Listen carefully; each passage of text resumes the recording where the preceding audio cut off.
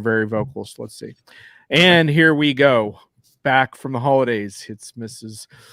Radio Show, as I sometimes call it. I've got Eric Kimberling in the hot seat from Third Stage Consulting. How we doing, Eric? I'm good. How are you, John? Good to be here. Fine. This is your first time on the show, but man, you and I go back a long time in this industry. We probably shouldn't even dwell on that at the moment. We'll start to feel ancient. A bunch of old timers talking about the old days of the industry and whatnot. Yeah. Like back when the classic rock songs that we both like were actually being played on the radio. Like it's crazy. But anyhow, we're here to still being played on the radio stations I listen to. Yeah, yeah, exactly.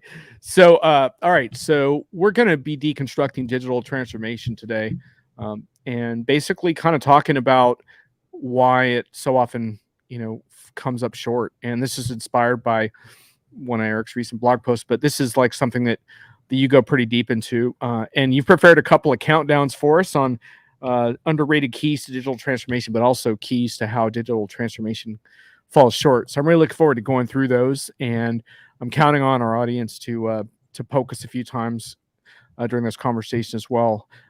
But Eric, I do want to also give you an opportunity to talk a little bit about your business model, because I think you're doing something kind of interesting. Because first of all, you Third Stage is an advisory and services firm, but you really are independent in the sense that you don't take any vendor money, and that's pretty rare in our industry. And I feel like that gives you an interesting opportunity to really provide customers with, like, when you say independent, it really does mean that, because you're not taking money from vendors. So, right, yeah, and it's all of our revenue is derived from our end clients, who are the people or the organizations that are actually implementing the technology. So most ERP vendors and system integrators and VARs are getting commission or some sort of kickback from the software vendors, which is a brilliant model on the vendors' part, because you get these you people out there promoting your product because they make money off it too. And so I see why they do it, but there's no one out there representing the clients, or there wasn't anyone out there representing the client side of things. And so that's why we started the company. The other interesting thing about Third Stage, and how long has it been around now? It feels like is it 5 years now? Almost 4. It'll be 4 years in April. Okay. The other really interesting thing about what you do is that, if I didn't know better, I'd think you were a publishing company. I mean, you proliferate content. You do a ton of video, and you also your blog is extensive. You also have various studies and reports. I feel like you're drinking my Kool-Aid about how content and really earns the trust that is sort of the bedrock of like the modern sales and advisory. Not many people really drink the Kool-Aid that I try to serve up there, but man, it feels like you've got your own recipe for it. Like is that working for you? It is. That's where most people learn about Third Stage, is either through our YouTube channel, one of our YouTube channels, or the blogs that we put out. We just started doing it just because, what better way to, first of all, if you back up, I just like to help organizations. I mean, at heart, I'm a consultant. That's all I've ever done. I like helping companies. And so that's sort of where it started, was really just, putting content out there that would help companies. But then we found, well, wow, this is actually turning into a lot of business for us. So let's do more of it. And so we just sort of cranked it up over the years. The other part of it too, though, is that, what better way to figure out if a consulting partner or a potential consulting partner is going to be a good fit by kind of testing them out, and like listening to what they have to say, listening to how they think. And, and if you like the philosophy, great, you're going to want to work with us, and you might find that's not what we're looking for, in which case that's okay too. So it is a good way for us to connect with our intended audience, which is, very, very specific. Yeah, we could probably have a long conversation about the content part of that and why that's so important. But it does create a lot of fodder for our discussion today, because you posted a year-end blog on what you learned from digital transformation 2021 that I'm really looking forward to getting into, because it really kind of gets into why digital transformation falls short, which I think is a really, really important topic for all of us in this industry who, I'm something of an advocate for transformation. I think a lot of people like you and me are. But we are accountable for the results. Like, if we're going to advocate that, we also have to show that it's working. So exactly. that gap there, I think we do need to address. And one cool thing about our show today is, in addition to preparing some exclusive material for me, I get the chance to dig behind your blogs, because your blogs show up pretty frequently on my hits and misses best of the week. But if I ever would have a criticism of your blogs, and this is just for me personally, a lot of times I'm like, Eric stopped before he got to everything I wanted to hear from him, because you have a very like concise style of blogging, which I think works well for you. And I'm probably one of those people that just likes a lot of the meaty details of things. Mhm. But now I have you, so now I get to force the issue. And No. I've also challenged you because I know that change management is one of your big themes on why these projects succeed or not, which I tend to agree with. But I've challenged you to be very specific about what aspect of change management we're referring to, because I think it's a really important topic, but it's also a really, really broad topic. And I want to see if we can hone in on exactly when we use that phrase, what does it actually mean. So I got you on the hot seat a little bit, but I think you're going to do fine because you've been living and breathing this for a long, long time. So. And I've been watching your show, so I kind of know what to expect. I know Yeah, your style. you know. I know your tricks. I know what you're going to pull on me, or I think I know. So we'll see how it goes.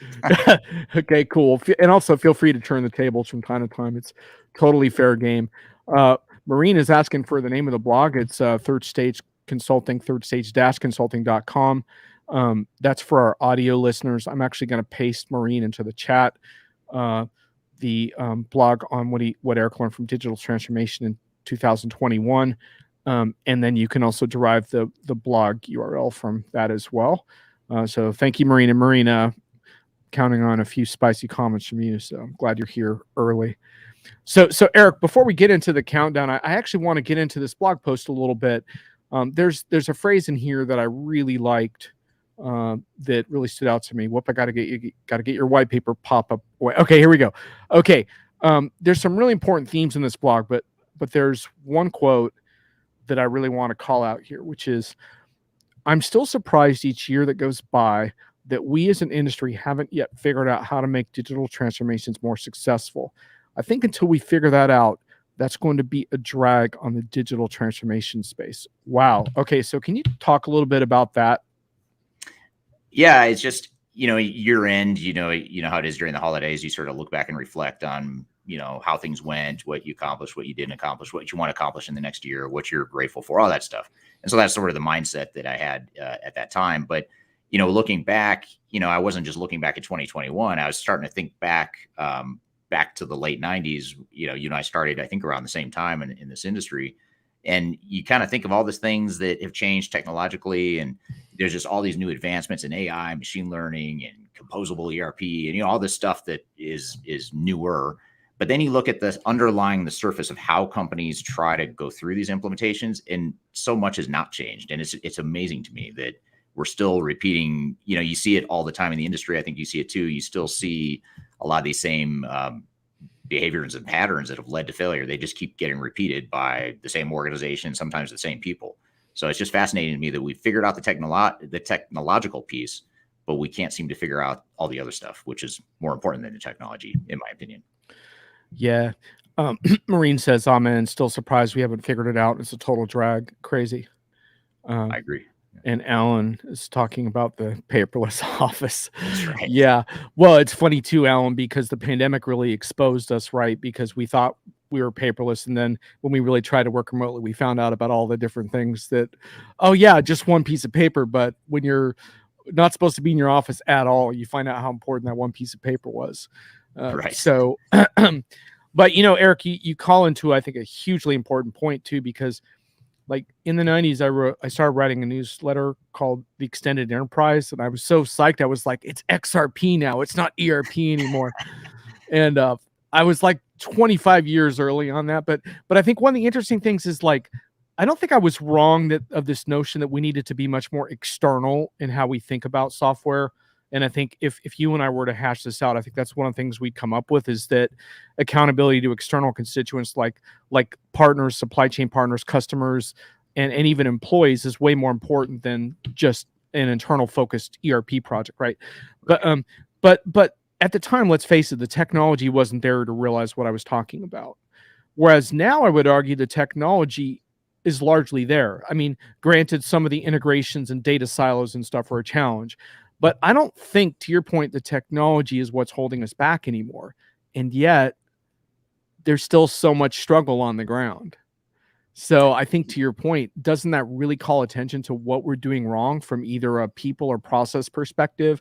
I mean, yeah, occasionally maybe some vendor oversells some software that's not a fit, but I don't think that's at the heart of the problem we're having now. Do you?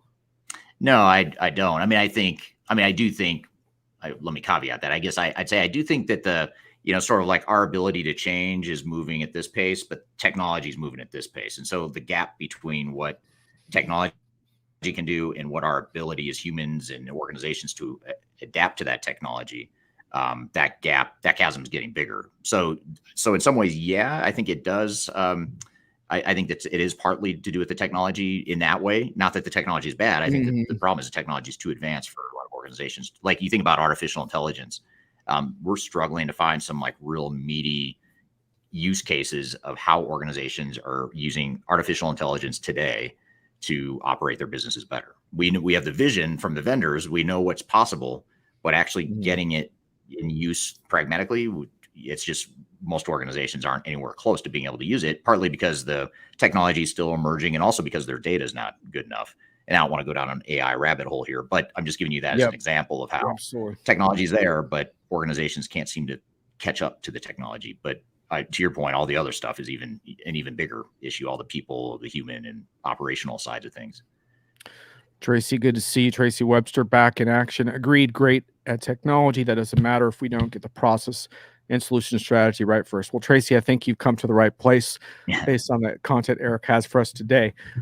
Eric, so tell me a little bit about, have you attempted to quantify like how transformation falls short? I know you do some research type projects. Are you starting to get a sense of what these failure rates look like? Or, I mean, failure is kind of a tough word, right? Because sometimes failure is more like just underperforming projects, but yeah. I mean, I'd say like failure, like the big massive disaster, like Hershey's or Haribo or National Grid, some of these well-known failures, that's pretty rare, to be honest. I mean, that might be 5 or 10% at the most of implementations out there, but you hear about them because they're big companies and it's a big deal when they can't ship product or whatever.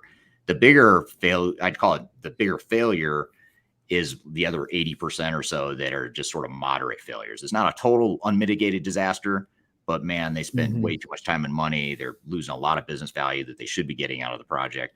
Whether or not you call that a failure, I guess that's up for debate and it's very subjective, but that's the bigger risk, is that those moderate failures that you don't hear about every day. Yeah, Tracy's actually moving into the solutions part of our conversation, which I'm going to kind of postpone a little bit, but I will read this quickly. She says the biggest piece is the appetite for change. It is the consultant's job to position opportunity and help clients think through it and push until they get that light bulb moment. Does that resonate with you, Eric? It does. Yeah, absolutely. And yeah, Alan is pointing out collaboration, lots of tools, but very little in terms of people and process. Yeah, I think collaboration is a great example, Alan, because it's like these Slack channels pop up and we start using them, but we're not even sure how the data in those channels interacts with our core CRM systems and everything else. So, and then Tracy, you're all up, people. Tracy, we're glad that you feel that way. And Thomas, I'm going to be bringing up your post later, so just so you know. I'm expecting you to get ornery in the chat, so just so you know, I'm aware of your posts and the light that you shed on the conversation. So Eric, just a little bit more on this blog post, because I think it gets to a couple other really important points. You talk about forced digital transformations. Can you tell us more about, like, what is a forced digital transformation? Yeah, so there's two layers to it. One is what I think a lot of people have been talking about over the last 2 years since the pandemic, which is a lot of organizations were forced into digitize. Man, I cannot pronounce that word to save my life. Yeah. They're trying to go digital. How about that? They're trying to create digital offerings within their organization or go through a transformation. And that was because, so many office workers were forced home, and they just had, by necessity, realized that their internal systems wouldn't support that sort of flexibility and that sort of model. But the dirty, dark little secret that's another layer of forced transformation, which I know you like the controversial stuff, so let's just get right to it. But the software vendors kind of forcing forcing their legacy on-prem customers over to the cloud. I think that's forcing a certain amount of digital transformation prematurely in some cases.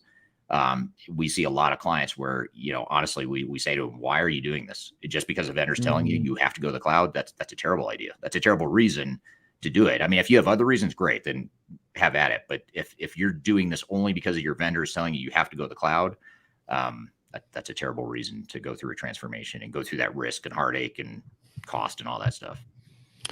Yeah, and I would add to that, I think we're in a crossroads here in the sort of pandemic economy where we got everyone on these remote work projects, which was so important for business continuity. So we pat each other on the back.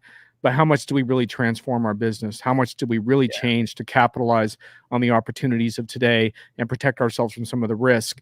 And one of the other things, as far as risk factors you go into in the post, is just how supply chains got exposed as part of this and this ongoing supply chain challenge, and then also the people challenge, which is really important. Could you comment on that? Because I thought that was interesting how you basically acknowledged, like, hey, I underestimated a little bit on how important the HR piece was, and I really like that you did that and kind of called yourself out a little bit. What was your view there? Yeah, there's actually a few of them in that blog where it's like I sort of thought maybe this would be a thing, looking ahead in my predictions, but then you look back and it's like, wow, I was off, because I didn't realize how big of a deal it was. And in the HR side of it, I guess I didn't realize what I was not anticipating were the extreme labor shortages that so many of our clients are experiencing. You kind of thought, coming out of the pandemic, of course, supply and demand sort of gets out of whack a little bit with the labor force, and especially people getting sick and, or having to quarantine or whatever, there's things that will strain the labor market to some degree, but I didn't realize how significant that would be. So organizations that can really keep their employees sticky, keep them engaged, keep them excited, motivated, and committed to the organization, that's a rarity today. Just because there's so many people quitting their jobs and moving into different industries entirely, or even just quitting their careers in general, that it's hard. There's labor shortages all over the place. I think most, if not all, of our clients are struggling with that pretty significantly, and that surprises me. Tracy and Thomas are having a good back and forth in the chat about whether you need a consultant to drive transformation or not, and I don't want to get too sidetracked into that at the moment. But what I will say in response to this chat is, I'm a strong believer that you need an unafraid truth teller as part of this process.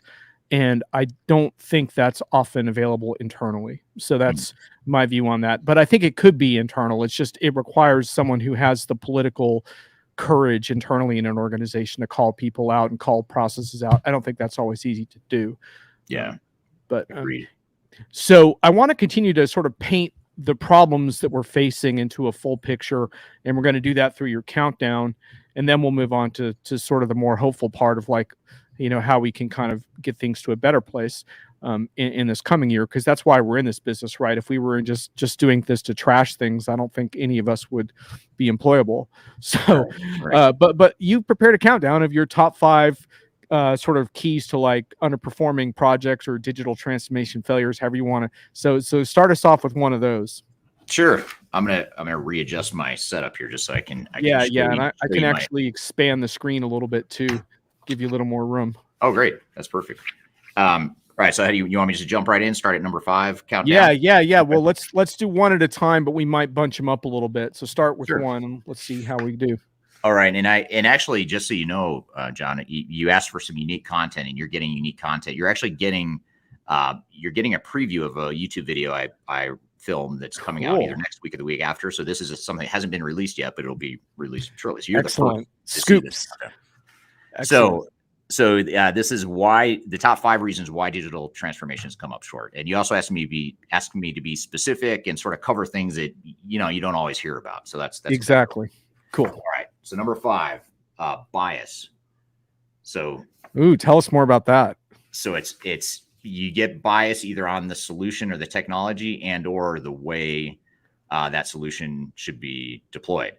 And so there's product bias, and then there's strategy or implementation bias, and that latter part gets back to the thing I was just talking about how nothing's changed in some ways as far as how we implement we make the same mistakes over and over again. We defer to the technology. We We assume that we don't need to define our future state because the software is going to do it for us. You make some of these fatal mistakes that were happening in the late 90s are still happening today. So that bias is a problem, and it sort of creates you sort of have this echo chamber in our industry where all the consultants are sort of doing and saying the same things over and over again, repeating the same mistakes and causing their clients to run into trouble. And then the other part of bias is the product or technology bias. I'm an SAP guy, or I'm an Oracle guy or gal, and that's just what I know. And therefore everything kind of fits in that. It has to fit in that world.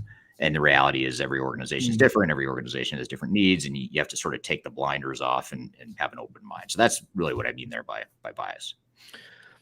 Does that bias extend to prime vendor bias in a sense of like, in your experience with projects, like kind of falling back on like, well, they're already a prime vendor. They're the ones we always work with, so they'll be good for this project too. Do you run into that a lot? Yeah. You get that. You get the mindset of no one ever get fired for hiring, insert big system integrator name here, whether it's Accenture, IBM, Deloitte, whoever.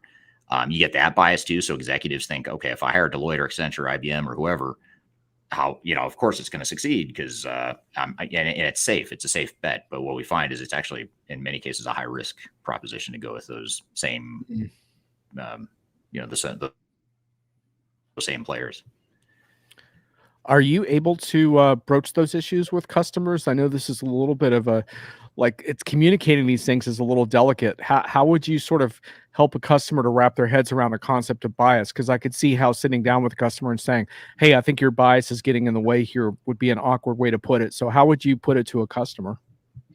Well, you frame it in the context of trade-offs, right? There's never going to be a silver bullet, whether it's whether it's a certain type of technology or even an implementation methodology or approach. There is no one size fits all answers. And there's never a perfect answer either. No matter what you do, no matter what software you choose or the implementation timeline you put together, your overall strategy, no matter what you do, there's trade-offs there, right? And there's risk. And to think there's not going to be a risk or that you have the perfect answer, that's misleading. And so you have to, so the way we do is we frame in the context of, you have two options here. Like, for example, you could hire Accenture. Here are the pros and cons of Accenture, or you could hire a real solid tier 2, second tier system integrator that's big enough, but not so big that you're going to get bombarded with, 50 kids out of college. Or you could go with a really small vendor that you have that's going to work really hard for you. They're going to be hungrier, scrappier because you're a bigger client, but they don't have the breadth of resources. So, you kind of work through those trade-offs and you open up their mind to, wow, first of all, A, I have options. B, no matter which option I choose, there are pros and cons. And so that's generally the way we do it. I've never come out and told a client they're biased, but you sort of, you help them come to that conclusion. Like, wow, we haven't thought about these different things. I like that view of kind of helping someone move them off of a more narrow way of thinking without kind of saying you're thinking narrowly, but just kind of being able to sort of show them what else is out there. And I tend to agree too with like specialty firms a lot of times having this aggressive quality that is worth putting in front of customers, even if they still end up going with Accenture in the end.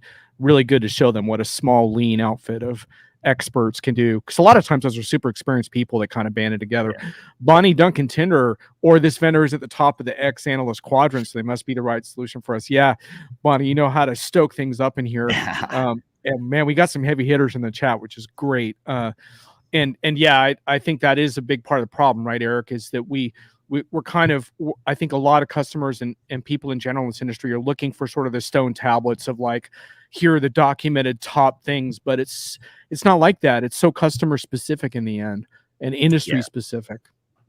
Yeah, I agree with you. And when I don't know if you know the story or not, but I'll tell real quick if you could humor me on this. But when I met my wife, she had 2 young kids, and I don't have any biological kids of my own.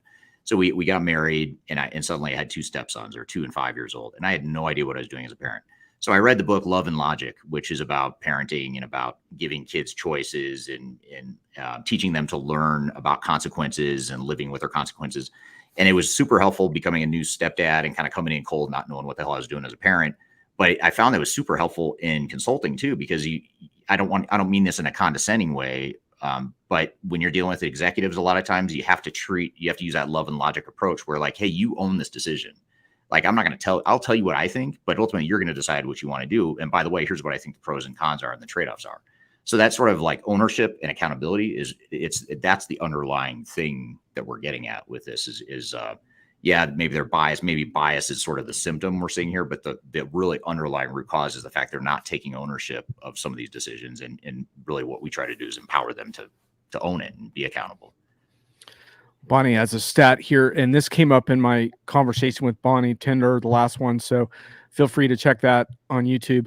I don't like this stat, but I'm going to be prisoner of the data, Eric. And Bonnie says that her GSI versus independent firm research, she finds no correlation between customer success and size of consulting firm.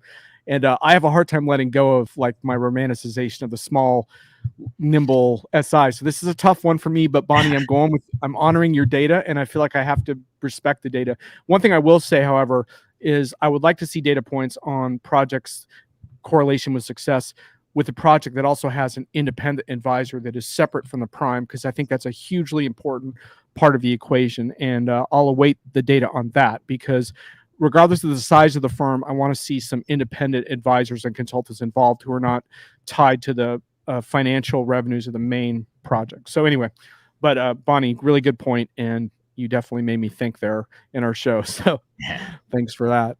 Wow, we got a lot of interesting comments. I'm not going to be able to go through them all. But anyhow, some really good stuff around the experience levels of consultants. So Eric, what else you got? We've only gotten through one, so let's get through a couple more here on your list. Yeah, so I'm hoping you like this one, but number 4 is groupthink. Ooh, yeah. So you get companies that the internal project teams and even their consultants are sort of they're in their 4 walls of their war room, their project team room or whatever, and they sort of just turn inward on building technology and mapping out requirements and processes and testing and all that stuff, and they lose sight of what's happening outside. Both, when I say outside, I mean outside, even internally within their own organization, and ultimately how this affects their customers and other stakeholders that are going to be affected by the project. So that, and the other thing too that goes along with groupthink, sort of like bias, is you start to hear what you want to hear and you feed off each other. Like, hey, things are great. We're right on track. We're on schedule. We're on budget. There's no risk. We have nothing in our risk log. Things must be awesome. Everything's green in our status report. And you start feeding off that, and it creates these blind spots all over the place where, you're sort of just going with the herd versus really challenging and challenging, or what are we missing here? Because there's always blind spots. There's always risk. And so that groupthink, I think, could be pretty, that's number 4 on my list. Yeah.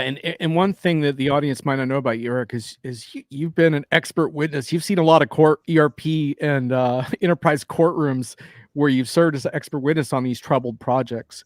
And when I read about these projects that go awry, like terribly awry, like the ones that wind up in court, so much of what I'm struck by is how you're like, how did you get so far down this horrible path without kind of that gut check moment of, hey, we're kind of heading in the wrong direction here. And I think one of the big things for our industry is to figure out how to have these gut checks that create a sense of accountability and a more objective report card earlier on in these processes, so we don't get like 2 to 3 years, because by then you are in court, right? Because by then it's too late.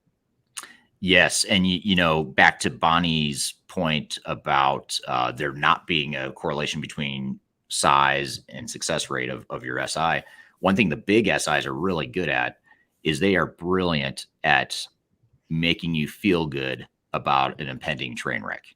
And I was part of it. I mean, I had partners I worked for when I was 25 years old, and I was like, how did you do that? How did you just convince the client that everything's fine when everything is not fine? Like, we have massive problems, but the client walks away feeling good. Like, okay, we're yellow status, we've got some challenges, but we've got a plan to address them. But meanwhile, behind the scenes, you're like, this thing's falling apart. The wheels are coming off, but yet we're doing the CYA thing where, these big SIs, if they've got millions of dollars per year at stake, they're going to do whatever they can to make you feel good and make you feel like, hey, everything's fine. And that's the other, that's sort of maybe an underlying undercurrent of some of these top 5 is that dynamic with your system integrator and not challenging them enough, which I don't want to. I'm jumping ahead to another one in my top 3. Oh yeah, you don't want to spoil your own countdown. Yeah. And just real quick on groupthink, and we'll get to the next one. Isn't part of groupthink kind of department think too, right? Because I think a lot of these projects historically were too departmentally focused, and they didn't think enough about different constituent groups inside of organizations that were also impacted. So that's got to be part of it too. Yeah, absolutely. You're just viewing the world in your lens of what I need, what I want, and you're not thinking about, kind of the broader picture there. Vigorous chat. Nice job, folks. Okay, what's your next one, Eric? So number 3 on my list is trusting the experts, and probably the qualifier should have in there is blindly trusting the experts. Excuse me. So that's kind of building on what I just said about the SIs and sort of blindly saying, okay, they tell me everything's fine, so everything's fine. Or what's just as bad is when you get organizations that say, well, they're the experts, they know the technology, I don't, so we're just going to let them handle this. That's super dangerous and unhealthy. It creates this really weird, codependent, unhealthy relationship that doesn't end well ever. I mean ever. So you have to have a certain amount of internal ownership and accountability. And even if you hire independent advisors to help you with that, you need to have someone that's looking out for you and watching the hen house, I guess you'd say. And you don't need the wolf guarding the hen house, which is usually what happens with the SIs. And so the SIs tell you what you want to hear. They're playing COIA because they've got a lot of revenue at stake, and then you don't have any ownership. You're suddenly now you're overly dependent on the consulting, on the experts, because you haven't built the competency in house. So that's something to watch for, is just blindly trusting the experts without challenging them. Hi, Luca. Welcome to the chat. A lot of customers are outsourcing everything and losing control. This causes them to be guided by consult. I think that's one of the huge points that you've made today. Underlying everything is this need for customers to take more ownership of their own projects, and part of it is embracing that your business and your users know more about your domain than anyone, and right. no one can come in and tell you that. Crawford's got an interesting comment here.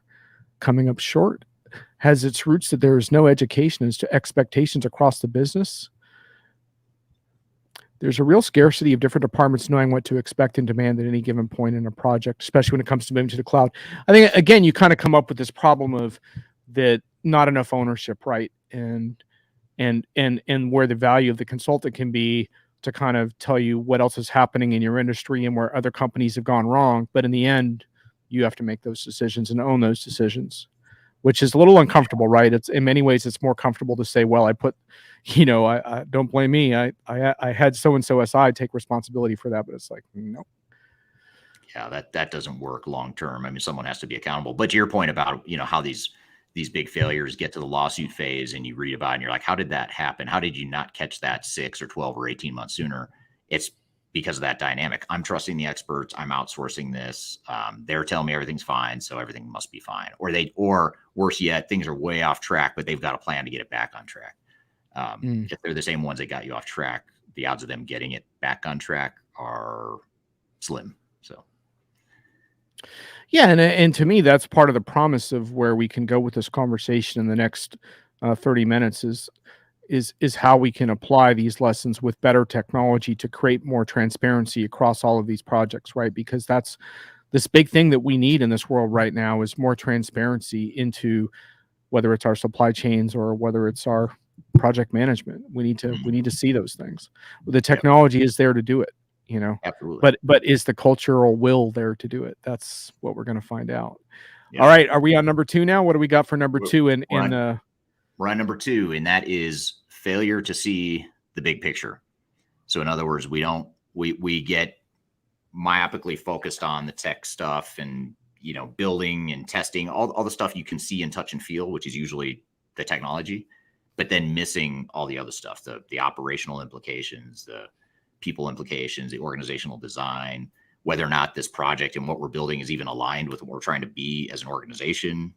Is it aligned with the culture of the organization? Is it better support our internal employees? Does it better support our customers? Is it making us a better organization? You're kind of losing sight of all that stuff in the name of just building some cool new technology. So that's what I mean by failing to see the big picture. That's a big driver for failure. And just to kind of turn that around, what if you saw a project where there was a tendency to not understand that big picture? How would you sort of address that with a customer? How would you help get them on a better track with that? Yeah, it's kind of like your question about how do you tell a customer that they're biased without telling them they're biased. It's the same thing here. How do you tell an organization they're screwing up or they're missing a bunch of stuff without just flat out telling them. Sometimes we do. I mean, in this case, I think it is more safe, I guess you'd say, to come out and say, hey, here are some things you haven't thought about. Here are the risks. And I think framing it in the context of risk management is one way to do it. And then the other way to do it is just, again, with the trade-offs. Like, you can keep doing what you're doing. Here's what that's going to look like. Or you could do this, and that's what that's going to look like. It gets back to that parenting love and logic thing I was talking about before. You sort of give them choices and you highlight what the trade-offs are and what the consequences and the upsides are for each of those potential decisions and make it their decision. We always make a recommendation. We think you should do it the right, what we think is the right way, but ultimately it's your call. You're the organization. You've got to live with this. So, we'll support you however we need to. Thomas says not losing the big picture is important. Still, one needs to be able to take small steps, think big, act small. And actually, Thomas, in the intermission between the countdowns, I want to get into your piece real quick. So be standing by in the comments. Okay, Eric, what's your number one way that we can get off track in our digital transformations? All right. So if you have if you had a professional studio and producers and stuff, they would probably do a drum roll right here. But let's see. I have an applause meter. There. So it's still premature, but that'll work. Yeah, I mean, let's see if you lived up to the applause. I know. No, there's a lot of pressure. This might be a letdown. No, but number one is misalignment, and misalignment being, misaligned internally. We're not all on the same page with what we're trying to accomplish, or this transformation, this project is not aligned with what our overall goals and objectives as an organization are. So I'll give you a quick example. Company A is a high growth company. They've gone out and acquired a bunch of other companies. They're PE. They've got PE money. They've acquired a bunch of companies, and now, as part of their transformation, they need to figure out, how do we tie this all together? We've got a bunch of pieces we've acquired. We're all acting like 10 different companies. How do we start acting like one company? So standardization, common operating model, that's all important to us. But then you go through your digital transformation and you start taking this agile approach where you don't define your end-to-end processes, you don't define the common operating model, and you just start deploying stuff. And right there, that's misalignment. You're going this way when the organization is trying to go that way. Your transformation's, diverging from that. So that's what I mean by misalignment, is both alignment between the project and the overall organization, and also even just internally agreeing on how much do we want to standardize, what areas do we want to standardize, how much of our technology.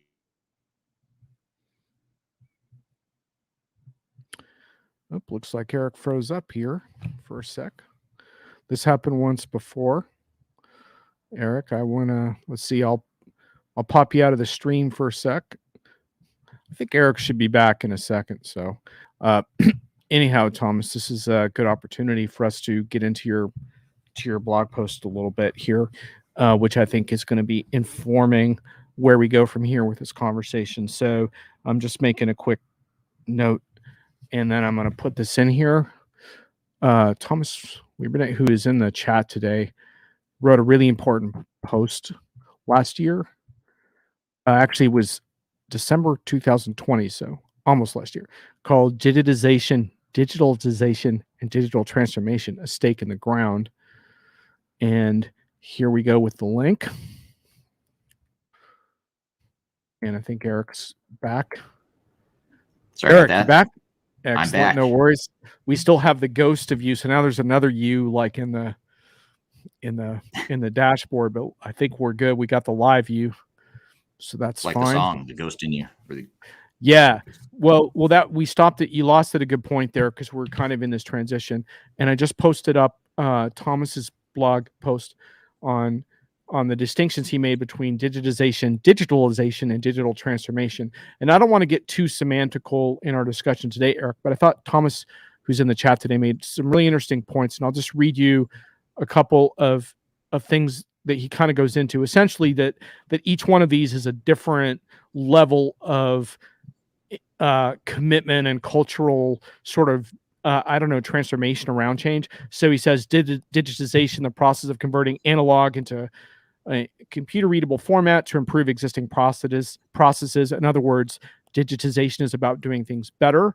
And then he talks about digitalization, which he defines as using this technology to create new processes. It's about doing better things. So that's a little bit of a distinction there. Instead of doing things better, doing better things. And then he says digital transformation is about doing entirely different things. And I think and he talks about this organizational transformation across values, culture, mission, and vision using an outside-in view. And in my mind, that's a little bit of an insight on where we get stuck, because we tend to view this more like a tech thing, whereas his point is that the higher level of this is much broader than that. And I had an interesting conversation yesterday with Qualcomm about a bunch of stuff they're going to be showing at the NRF retail show and sort of the future of retail. And I think retailers are a really interesting example of this, Eric, because how can you have a customer-driven transformation if you're a retailer, if your store associates are disgruntled, indifferent, poorly trained, unhappy, and exploited? How can that possibly be a good customer experience? And so to me, that really calls into question, what are you doing with your technology, right? Buy online, pick up in store, whatever, seamless. Eventually, we have to interact with people. And you have to start thinking about how your people fit into the picture. And I think some people have kind of said, well, we're just going to automate the hell out of everything, and that's how we're going to solve that problem. But I don't think that works. I think eventually there are people involved in this. You can automate some stuff, but in the end, how you treat your people, how you empower your people, and what kind of roadmap they feel they have for their own growth, I think is integral to all of this. And so to me, that's a real clue as to like how we go wrong with these projects is we don't incorporate all these things. So yeah, back to that big picture comment, and to Thomas's point too, I think you kind of have to view call it what you want. I mean, let's just call it a transformation, but it's varying degrees of magnitude of change. Are you kind of just making some incremental improvements? Or are you trying to totally transform your business? Or are you somewhere in between? And that's another piece of alignment you need to have as a team. Your executives might be expecting this big, massive quantum leap or a true digital transformation, like Thomas says, but then your project team ends up treating it more like a digitization project versus, something more significant. And that there's misalignment right there. So it's a good point. So now we're in the uplifting part of our program. We're actually going to talk about like how we change things for the better, how we get more products across the finish line.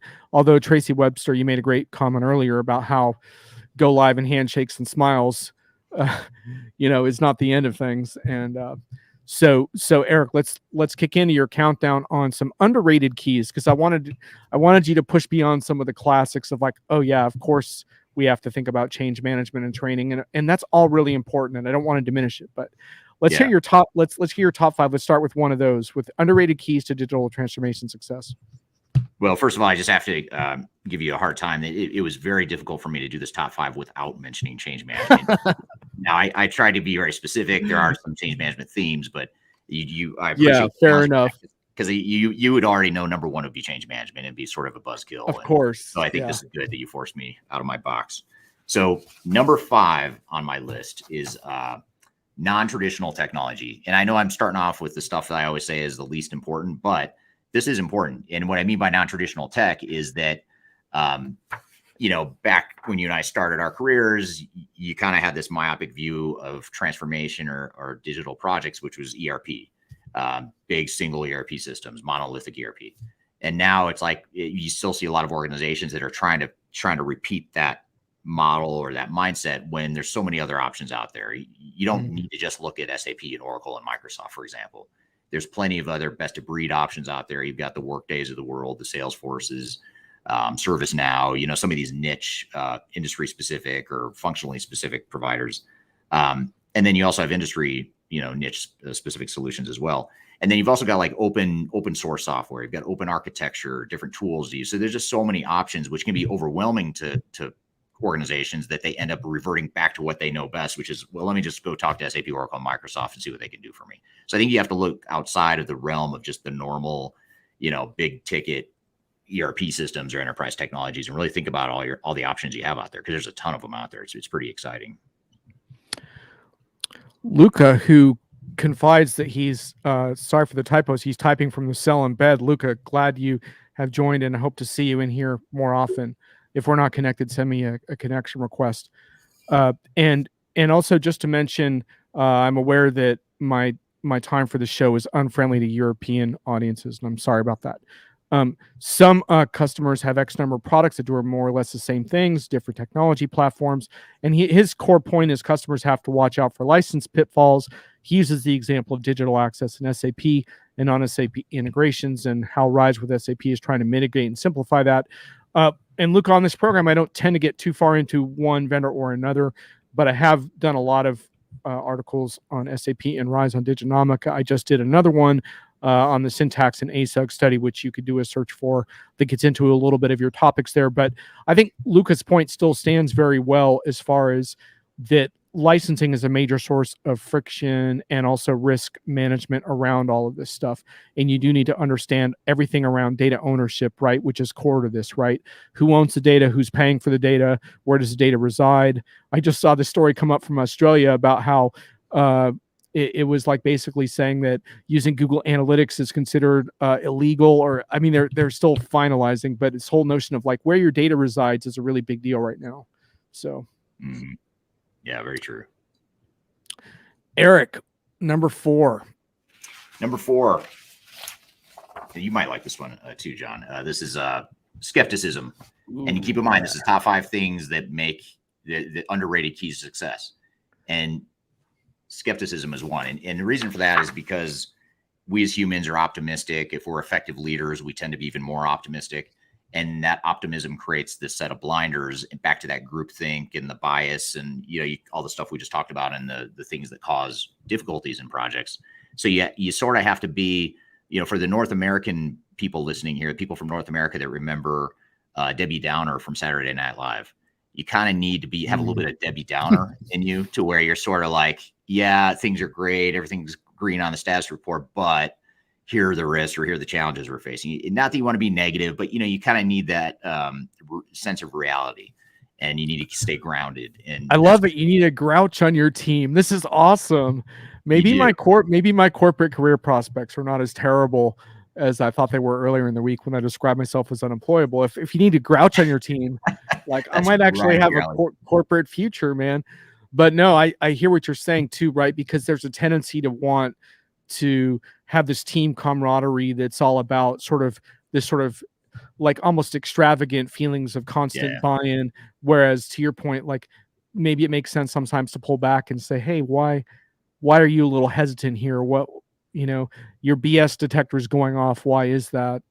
Yeah. And just be critical and challenge the experts and ask lots of questions. It's, and again, you could be optimistic while doing that. I mean, I use the Debbie Downer example, and if you've seen that skit, she's very negative, and she's sort of like a buzzkill. It's just like everyone's having a good time, and then she comes along, and it's like wah wah, and everyone just everyone's sort of down about something that's supposed to be positive. So you don't want that. I'm exaggerating a bit when I say you should be Debbie Downer. But you sort of need to have that mentality of what am I missing here? Everyone's feeling good. Everything's perfect. Everything's great. Everything's awesome. But if that's the case, you're missing something, because there's always I hate to say there's always something wrong, but there's always risk. You should have a pretty robust risk log, and you should have a risk mitigation strategy. And the thing that drives me crazy is when I see a project like in an expert witness case or a lawsuit where the SI has a risk management log, and they've got like 3 risks that are just super generic and no big deal at all. It's like, okay, then something's wrong. Someone's either lying and hiding the truth, or they just don't know what they're doing if they've got 3 really high level, basic, generic risks on their risk log. So I think that's just the reality of these projects. They're hard. Bonnie Tinner says, Chief Grouch needed on every project. This is awesome. If someone could endorse me for that on my LinkedIn profile, that would really make my weekend. A whole new advisory services for you could be providing. Absolutely. There are often political things in play too, says Tracy Webster. If the sponsor at the end of the client is positive, a lot of times everyone will follow their lead. Awesome point. CIOs are guilty of this. CFOs, the executive sponsor, is most likely to fall in that trap. That's a great point. Yeah, and Crawford says Oscar the Grouch for CIO, but voices of seasoned experience are often ignored. And it's true, right? I mean, we can't transcend organizational politics, which is kind of what you've covered a lot during this discussion, is that you can't always transcend all of that. But what you can do is at least challenge it and make make other options more visible. Oliver Marks, who's a world-class analyst and grouch on Twitter, his comment didn't show up in the chat, but he says, you can't outsource the strategic spine. There has to be a there. And he says, you cover the marketing spin immediately, but there's a naive internal belief in next gen tech being ultra cool and the way forward, amplified by suppliers. So that's a really relevant point there by Oliver, I think. Yeah. So, and are we number 3 on your countdown? Number 3, we can do this real quickly because I've already stole the thunder of this one and alluded to it. But number 3 is challenge the experts. It's your business, and I say this for people that hire Third Stage, hire our company and our team. Challenge us. I mean, it's your business. We'll tell you what we think, but ultimately you decide what you need to do as business. And there's times where we make recommendations the clients ignore, or they say, yeah, we'll take that into consideration, or we did take it into consideration, but we're doing this and here are the reasons why. And it's not our job to judge or tell them they're right or wrong. We'll tell them what the risks are and we'll advise them and help them through that path. But ultimately you have to own this and challenge those experts, especially when those experts have a lot to lose by not doing it their way. That tells you right there, there's a bias there. There's economic incentive that may not be aligned with your needs. Absolutely. Okay. Number 2, I don't remember what it is. Oh, and this one I alluded to already too, and that's risk management, risk mitigation, being able to proactively identify a risk before they become felt. So in other words, a lot of times companies will get to testing or training sort of on the tail end of a project, and then all these risks pop up and all these things that they should have known 6, 9, 12 months earlier. They're just now finding out because they're seeing it, materialize. So that risk mitigation and proactively managing risk is very important. One thing I took away from our conversation too, Eric, and tell me if I got this right. It seems you kind of have the point of view that everything has a sort of a risk management set of trade-offs, that nothing is exempt from that, right? Which I think is a kind of an important point, right? That everything has a set of pros and cons attached to it, which sort of gets to Oliver's point around next gen gee whiz technology, that no matter what it is, whether it's 5G or whatever it is you think is going to solve your woes in some area, like there's always going to be a set of pros and cons, right? And so fleshing those out is a really healthy exercise. Yeah. And just knowing those risks. It's kind of like going in for open heart surgery. You think, okay, I'm going to go get open heart surgery and everything's going to be fine. Well, you still need to eat well. There's a risk that you could die on the operating table. I mean, that's a real risk, and you've got to be, the healthier you are, the more you take care of yourself, the more likely you are to not have that be a problem. So it's just stuff like that. I mean, you have to think that these, for most organizations, even if it's a quote unquote simple upgrade of technology, it's a massive change. Even the simplest implementations are pretty significant changes. And anytime you go through massive change, that's a big risk to your organization, because you're disrupting, whether you like it or not, you're disrupting your day-to-day operations. Thomas makes a point, very important. Advice solutions need to be explainable. I think that's true. And I think, in the age of so-called AI, that's getting more intense, right? Because now we're getting to this level where some solutions that are being put into place, you're not explaining how you get the results. That's going to be a problem, right? So just because you get recommendations on inventory management from your AI system, you want to know why you're getting them. And that's something that really needs to be conquered in many cases. Yeah. So Lucas says his personal tip is to have 3 offerings in order to compare dollars, assessments, and time to go live. I think one of my big things is like, have a dark horse on your short list, like before you just take you start with 20, but your short list always looks the same in the end. It's like, right. Keep a dark horse in your short list, keep a real underdog in there. And, Eric, one thing I think is really interesting that I'm seeing a lot in the cloud SaaS ERP market is a little bit of a shift where some industries that have never really had user-friendly multi-tenant software before, they're bending a little bit on their functionality demands in order to get better software that especially younger people want to use. Right. But with the understanding that the vendor is going to continue to much more easily update that software than historically was possible with on-prem, right? And so now that changes your short list a little bit, right? Because now you might say, hey, let's let this dark horse in that doesn't have all the functionality we need, but we really like how fast they're moving and how mobile and intuitive their software is. So to me, that's part of my recipe for this is like, don't make your short list too conventional. Like have something on there that's going to give you some curveballs, even if you don't end up going with it. Yeah, it's a helpful exercise, even if you don't end up going with it, like you said, because you end up seeing what your options are. You're thinking outside the box. You're looking at those pros and cons and sort of deliberately making those trade-offs. So I think I totally agree with you on that. All right. Before we get to number one, let's leave that suspense for a sec. You did another post I really liked towards the end of the year. What is the best digital transformation methodology? Which, of course, is a little bit of a trick thing, right? Because you're not the kind of person who would say, well, this Lean Six Sigma or whatever. Like, you're not going to fall into like one bucket. But I thought it was really interesting. What inspired you to sort of compare and contrast different methodologies? Well, actually, it was not my idea. I was there's a company we work with that they're actually a VAR, but they refer anytime client needs independent help, they'll refer us to them.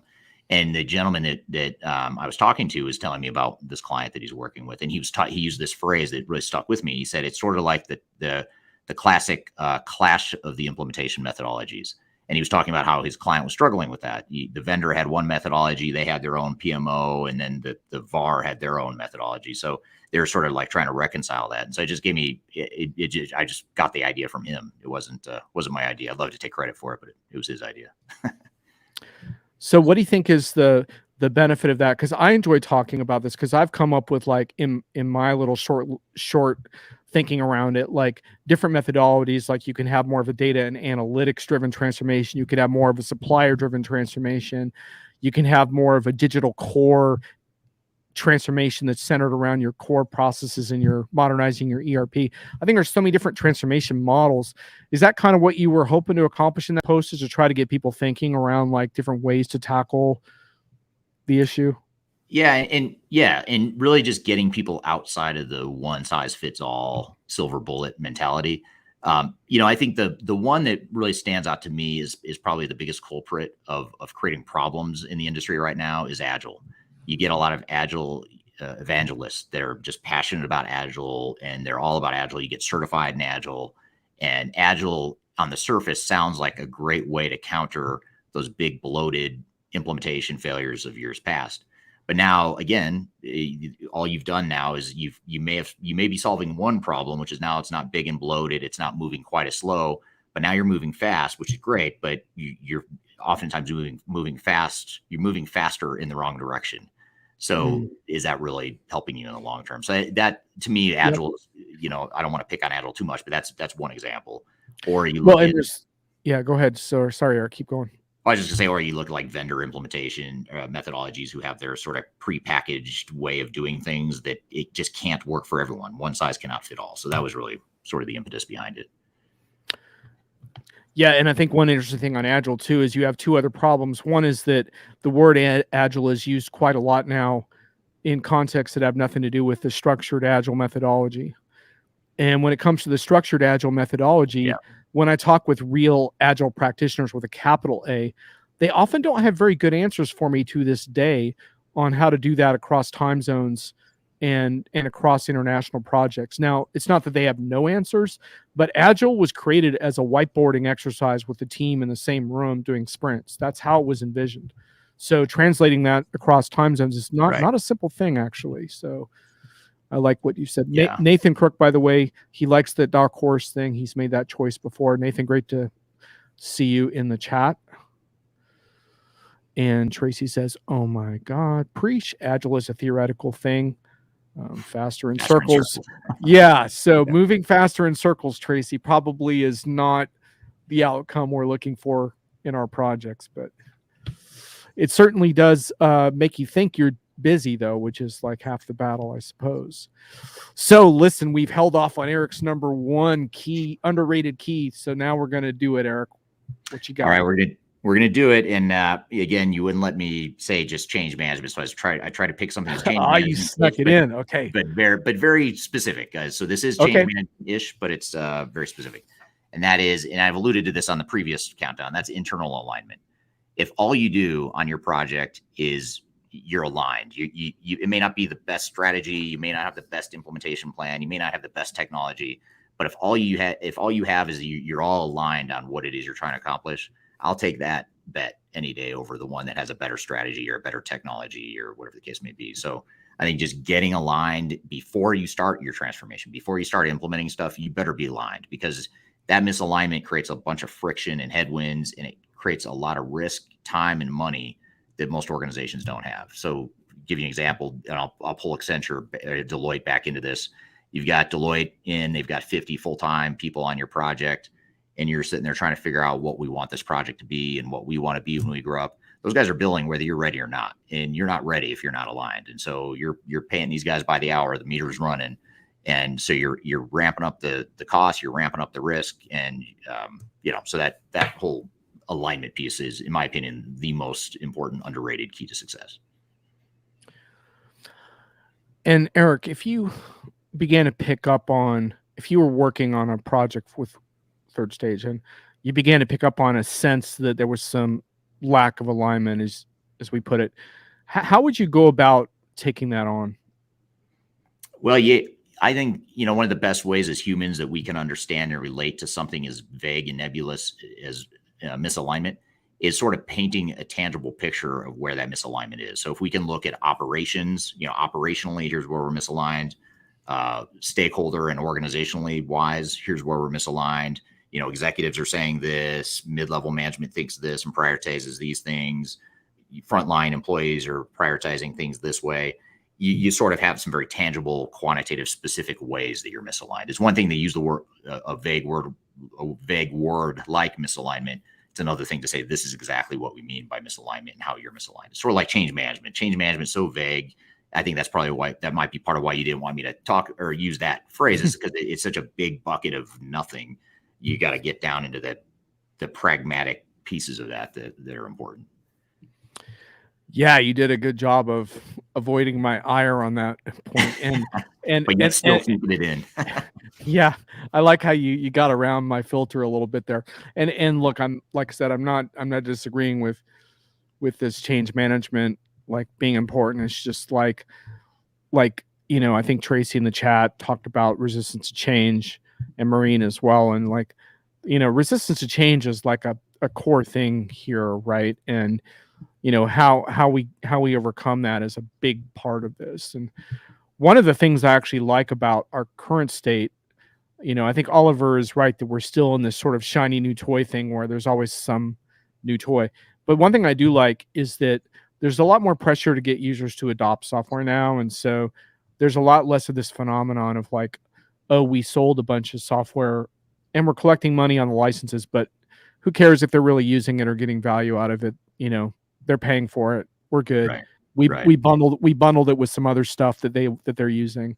And now like that lack of adoption is a real vulnerability, right? And so that gets us back to the change thing, right? Because it's like, well, they're not enthusiastically using this software, so that's a failure. Now that's a failure. And so why aren't they enthusiastically using that software? And to me, that's where your blogs come in, is understanding that. And that's why I think it's really worthwhile for folks to engage with your ideas, and why I wanted to have you on the show, because you don't just kind of blog different things at different days. You kind of have this whole view of the enterprise. And so thanks for sharing that with us today. Absolutely. Yeah. Really enjoyed that. I want to give you a chance to plug your upcoming show. But first, Lucas says, I'd love to see 30 participating in a meeting and only 3 actually work and make the hard decisions. I'm not sure if that was sarcastic or not, Lucas, so I'm going to have to leave you to explain that one. So tell the folks a little bit about Stratosphere, because it is free, right? They can register for it. So just give us a little bit about that show. Yeah, so it's actually an event we started doing pre-COVID in person. Sort of a 3-day session to kind of dive into all the different people, process, technology components of transformation and implementations. And what we obviously during the pandemic that shifted, and so what we did within 30 days of all the lockdowns happening in March of 2020, we decided, hey, let's move it digitally and start offering it digitally, and let's do it for free. So we just sort of thought outside the box and just decided to offer the whole thing for free to a global audience. And so that's where it sort of all started. And we've done 2 or 3 of them, I think, since the pandemic. And it's a 3-day event. I think it's 6 hours each day. I speak at a few sessions. Our team speaks. We have guest speakers from outside, third stage. So a lot of different viewpoints on, what it takes to make these projects successful. And again, the whole idea is to provide an event where it's not sales spin. It's not rose-colored glasses spin. It's more of a realistic view of this is what you need to be thinking about as you go through a transformation. So it's meant to be educational, engaging, collaborative with people that are joining. We get a lot of good feedback and discussion from the people that join. So I always learn a ton just from the audience. So you learn just as much from the people that are joining the event as the ones that are presenting, in my opinion. I think Luca's confirming it was a sarcastic comment about the 3 actually working and making the hard decisions. I figured as much. But yeah, and that's February 8th through 10th. So yes. Those of you who want to do that, just check out the Third Stage Consulting site, or just get the homepage. It's right on there, Stratosphere 2022. So I think I might definitely check some of that out. You got me a press pass to one of last year's and really enjoyed some of the conversations, and there were some good customer discussions as well, which was really cool to hear the field lessons, right? Because we can all learn from those if it don't. Yeah, never ends. Absolutely. So Eric, thanks for exclusively revealing this content and having this awesome discussion. And thanks. This was an awesome chat. You guys really came through today, made it fun. Thanks for joining, Eric. It was a pleasure to have you. I'm sure we'll do it again at some point. Absolutely. Thanks for having me, and thanks for doing the show. It's really entertaining. I always learn a lot, and I always laugh at multiple times. Even when I'm not on your show, I'm always laughing at half the stuff you say. So I really appreciate, because you just have a unique way of delivering some of these messages. So, and you have a good view of the market. So I appreciate the opportunity to be here, and great questions from the audience too. So appreciate that. Well, it's funny because I've been writing about B2B content strategy and how it doesn't have to be entertaining, but I'll admit I do want my show to be entertaining, but not in like a production values way, just in more of like, let's really get to the heart of things together. And and thanks everyone. You guys were just fabulous in the chat today. So you made us all better with your comments. And just by the way, upcoming shows, I might skip next week because I'm crashing the Constellation Disrupt TV show. Lucas says Eric's number 1. So you got a fan there. Nice. So I might not be on next Friday, but I'm going to try to do just about every week, but we'll see. I'm going to try to do an NRF retail show wrap with someone who's actually brave enough to be in Manhattan on the ground, which is not me. So, but that's probably for 2 weeks. We'll see. Anyhow, thanks for joining today. Thanks everybody. Bye-bye. Thanks guys.